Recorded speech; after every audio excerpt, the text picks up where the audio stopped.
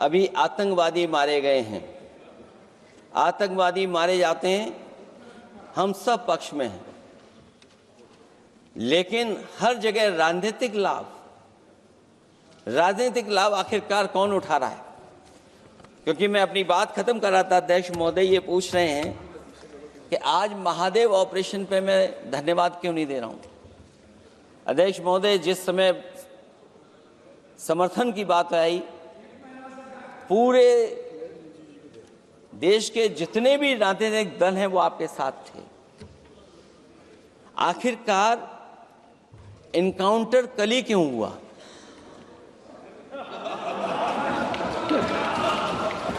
और अध्यक्ष महोदय,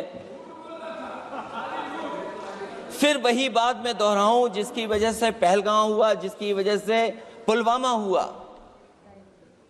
अगर ये इतना ही टेक्नोलॉजी और इन सब चीजों को समझते हैं और जानते हैं, इतना ही टेक्नोलॉजी और इन चीजों को सब समझते हैं, तो आखिरकार अध्यक्ष महोदय, पुलवामा में जो गाड़ी में RDX आया,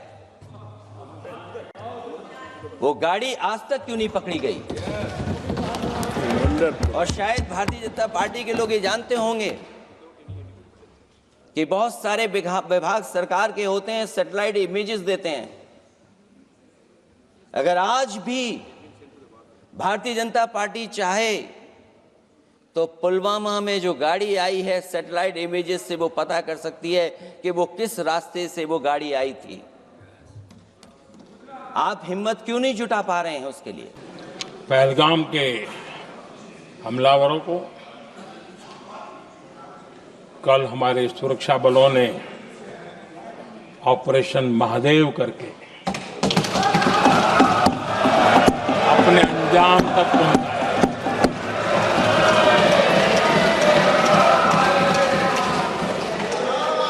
लेकिन मैं हैरान हूं, यहां ठहाके लगा के पूछा गया कि आखिर ये कल ही क्यों हुआ।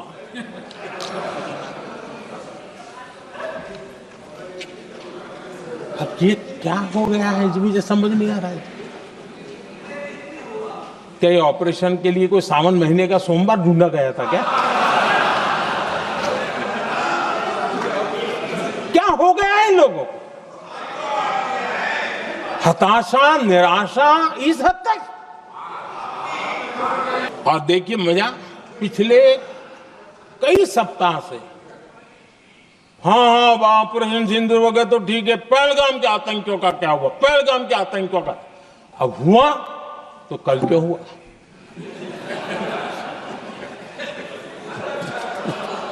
और कल ही क्यों हुआ? क्या हाल है अध्यक्ष जी का? अध्यक्ष महोदय, राजनीति करने वाले वो लोग जो अपने चुनावी भाषण में कह रहे थे कि POK हम 6 महीने में ले लेंगे। जो लोग पूछ रहे हैं POK को वापस क्यों नहीं लिया, वैसे ये सवाल मुझे ही पूछ सकते हैं और किसको पूछ सकते हैं।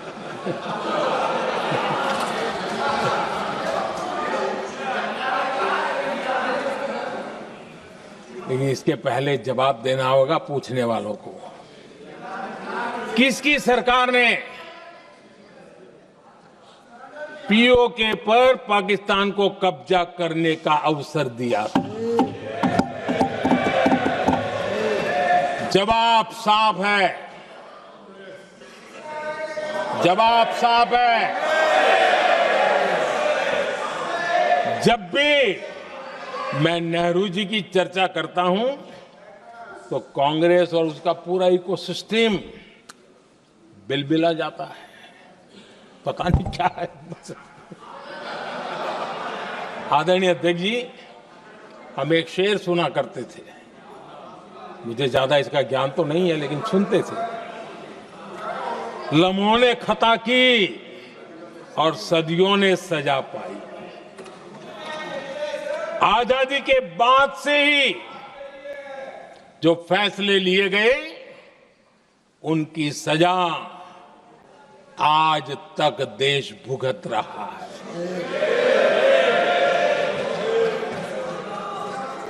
यहां बार बार एक बात का जिक्र हुआ और मैं फिर से करना चाहूंगा।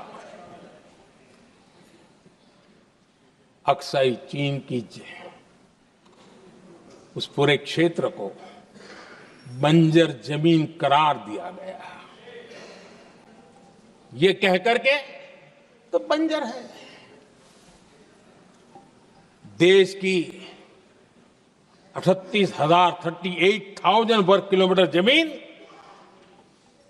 हमें खोनी पड़ी। हम अक्साई चीन ले लेंगे।